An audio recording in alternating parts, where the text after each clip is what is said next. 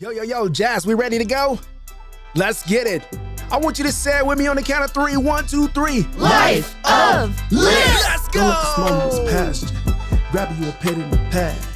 Life is moving too fast. Slow down, live you a life of list. Don't let this moment was past you.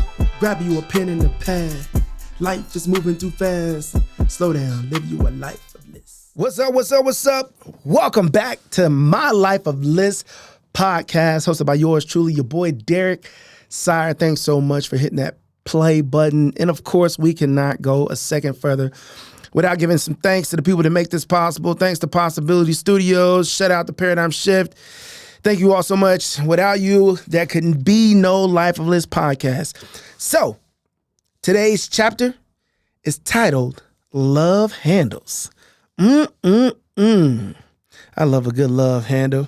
But you know I can't go into the podcast before I give you the backstory. So here we go. So here we are, sitting in my kid's elementary school presentation. Over the years, my daughter has evolved into this theater girl, and she's picked up tap and jazz dance and contemporary dance and hip hop and musical theater production and voice lessons. And for some reason, my wife thought she needed to be in something else just to round her out. And so when she was in elementary school, she picked up the violin as well. And just because, as if the violin and community theater was not enough, she then joined the school drama program in no particular order or whatever. She's doing all these things at the same time, right? So my daughter's doing that. Well, my son, he has a project that's going to be hanging on the wall. So I don't know if anybody's ever had kids where you go to these assemblies and you got to suffer and sit through all the other kids just to get to yours. That's right. I said it. Nobody else is going to say it. Every kid performance is not good. I'm not going to sit here and tell little Johnny he needs to be a singer. I'm not going to do it, and you're a bad parent for telling him he can do it. Let's all be honest with our kids on 3. 1, 2, 3, be honest. Here we go. So my daughter's up there and she's trying to do her thing, and my son is doing something else, and we're just sitting around waiting. And if I sit for too long, I kind of get a little fidgety, right? I'm switching one cheek to the other cheek, and I'm crossing my legs, and I'm leaning back, and I'm sitting up, and every now and again I'll get up and walk around. But this particular time, I just happen to have my arm around my wife. And I go from like rubbing the back of her neck to her shoulders, and I'm down over her shoulder to her arm. And then once I get past her arm, I get down the side, and I just unknowingly, just subconsciously begin to play with her little love handles. Come on the side right now. Now, for those of you that do not know what love handles are, it's just a little roll of extra meat on your side. Right? Some people call it a muffin top. Other people call it a little jelly rolls. If I was doing my Bill Cosby, little jello pudding pop, that's a horrible Bill Cosby impersonation, but it's just a little roll on the side, right? And so I would, kind of play with her roll a little bit, and she hit my hand, and she'd say, stop. She kind of whispers, stop, right? And, in the same way that people like pop their knuckles or bite their fingernails, they do all these little things. You click a pen, maybe you tap your fingers on the table. Like, it's just these little nervous tics that people have. And today, it just happens to be my wife's love handle. So I'm reaching around her. I go from her neck to her back to her shoulder, down her arm. And once again, I find myself at a love handle. And so finally, she slaps my hand and she says, Derek, stop rubbing my love handles. Now, for some reason, my wife, she can give me a little, quit playing, and it's cute. But when she turns and faces me and looks me in the eye, and her lips narrow, and I could feel the anger steaming from her ears, she was dead serious. She said, stop playing with my love handles. And it just kind of made me think about it. How many times have we accidentally rubbed people the wrong way? I thought I was being cute. I thought I was sitting there hanging out with my wife, had my arm around her. She enjoys when I'm affectionate and I put my hands on her. And when we're in public, we just kind of being cute and all the things. But this particular time, she did not like the way that I was touching her. I was rubbing her the wrong way. How many times, how often do we rub people the wrong way simply by just being who we are? Now, I know being a people pleaser My goal in life is to make sure that everyone likes me. And when I show up to a place and people do not like Derek Sire, it is not their fault. It is mine. I absolutely go into this people-pleasing mode where it's like, what do you need me to do? What do you need me to say? Do I need to do this? Do I need to be more quiet? Do I need to be more funny? I go into this people-pleasing mode, not even thinking that they possibly could just not like me, that who I am could just rub people the wrong way. Some people who are quiet don't like loud people. Some people who are loud don't like quiet people. Introverts, extroverts. If you're like a Myers-Briggs or an Enneagram or a True Colors, sometimes the numbers and the letters and the colors, they just don't mesh well. And sometimes who we are just rubs people the wrong way. And that's not what I'm talking about today.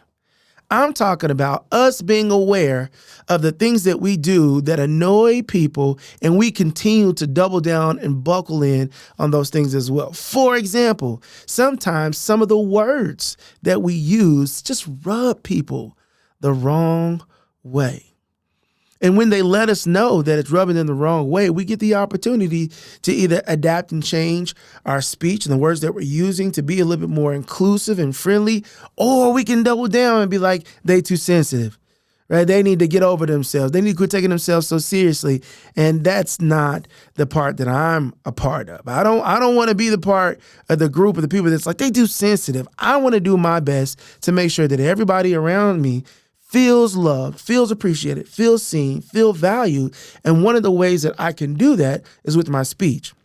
And if I'm made aware that my speech and some of the things that I say are rubbing people the wrong way, then I want to make sure that I am being inclusive and I'm being as sensitive and compassionate and empathetic as I can be to those around me, because I would want people to do the same thing to me.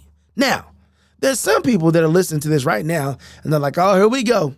We're bending over backwards for everybody, right? We're saying this, we're saying that, we're not saying this, we're not saying that, all because of a few people. And I'm saying that I think if we created an environment where people can coexist and feel seen and not feel threatened, then I think a lot of our conflict will go away. It'll go down, right? Because everybody wants to be seen. Everybody wants to be valued. Everybody wants to be appreciated. Everybody wants space to do and be and live however they want to live. And I think there are a few outliers that go against general morality, right? But I think for the most part, everybody fits in this space where they want to be seen and valued. And some of the ways that we can do that, making sure they're seen and valued, is by not rubbing people intentionally the wrong way. Some of the things that we say, some things, how we live sometimes runs people the wrong way. I have neighbors who don't pull their trash cans up on the right day. I'm like, come on, man. Trash can been out there 2 days. It's rubbing me the wrong way. Sometimes when my neighbor cuts his grass and he cuts over too far into my yard and his grass is lower than mine, he's just rubbing me the wrong way. Sometimes my mailman comes and when he puts my mail in the mailbox, he doesn't close the top. Just rubs me the wrong way. Sometimes my trash man, when he dumps the trash, he pulls the trash up, and when he throws it back down, he flings trash. It's not on purpose. It's just something that he does that's rubbing me the wrong way. So I want to talk about 3 things really quickly as we wrap up this episode about how and what we do and how we can navigate rubbing people the wrong way. Number 1, we have to be open.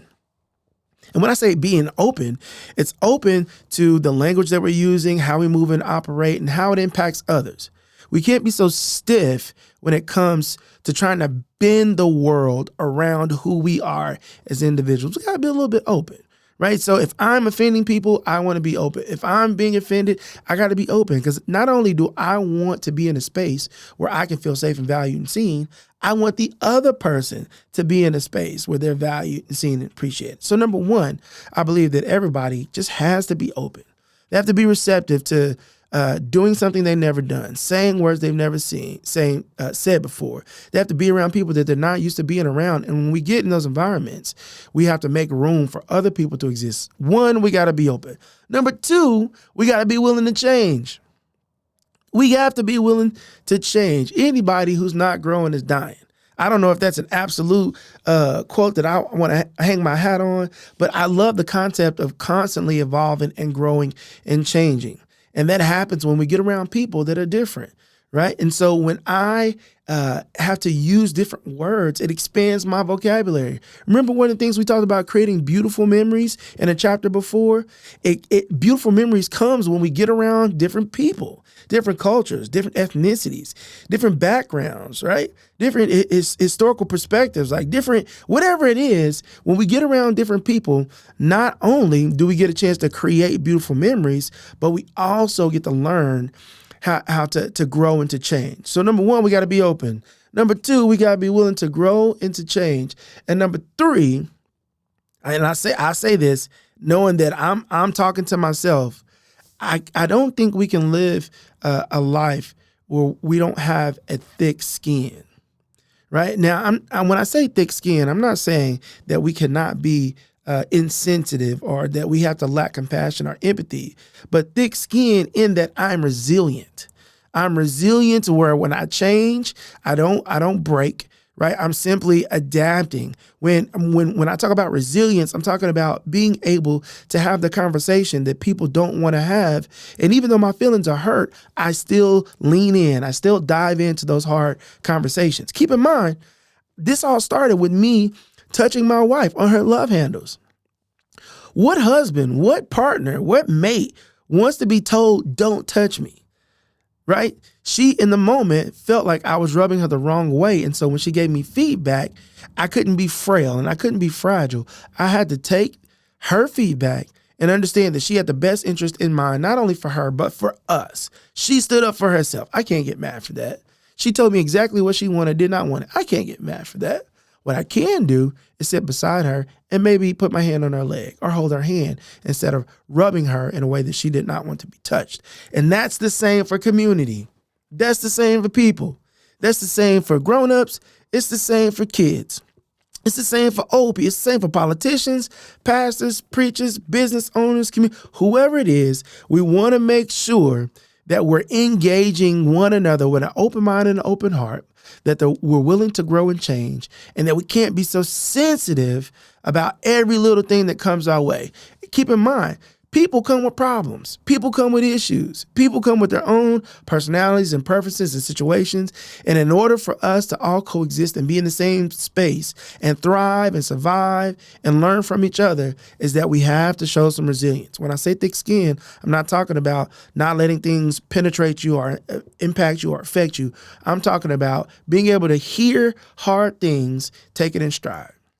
Being able to hear that you said a word that hurt my feelings and not blow up. Being able to say, I'm sorry and I apologize and I was not trying to hurt your feelings, and still keep it moving and keep it pushing. That is what I think happens when we rub people the wrong way and we bounce back from it. So what are you going to do with those three things? I'm sure you have a family member that you've been saying some things. They'll be like, why do you keep saying that? And you're like, well, it's just who I am. That's just what I do. That's just how I talk. I want you to reevaluate that. If you have some kids, you have some children, and you're walking around saying, do what I say, do not what I do, or I'm the adult and you're the kid, or you to do what I, like when we come with that type of energy, it doesn't allow us to be able to build relationship. Who are you talking to? What neighbor have you offended? What person at work are you distant from because them saying that you rubbed them the wrong way has offended you? I want us to look at all of our relationships. I want us to figure out who we've been rubbing the wrong way. And I want us to take an intentional step, intentional effort towards making sure that we reconcile that. Because listen, truth be told, no one wants the love handles played with, especially my wife. Thanks again for listening to another episode of My Life of List, hosted by yours truly, Derek Sire, powered by Paradigm Shift, recorded in the Possibility Studios. Signing off until next time. Don't let that small moments pass you. Grab you a pen and a pad. Life is moving too fast. Slow down, live you a life of list.